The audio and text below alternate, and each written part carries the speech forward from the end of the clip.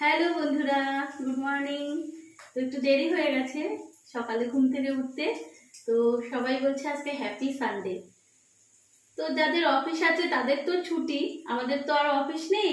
তো আমাদের রান্নাঘরের অফিস শনিবারেও ছুটি নেই, রবিবারেও ছুটি নেই, কোনো দিনই ছুটি নেই। আমাদের প্রতিদিনই রান্না, প্রতিদিনই কাজ।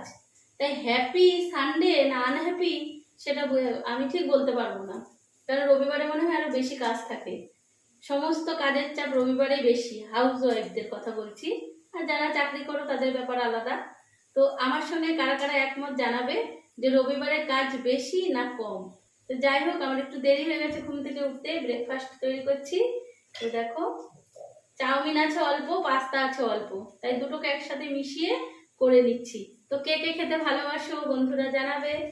আর আমার সাথে যদি ব্রেকফাস্ট করতে চাও চলে এসো। তো সবাই খুব ভালো থেকো, আর রবিবার খুব ভালো কাটাও। যাদের ছুটি তারা খুব সুন্দরভাবে কাটাও। আর আমাদের তো ছুটি নেই, তো এরপরে আবার রান্না চালু হয়ে যাবে।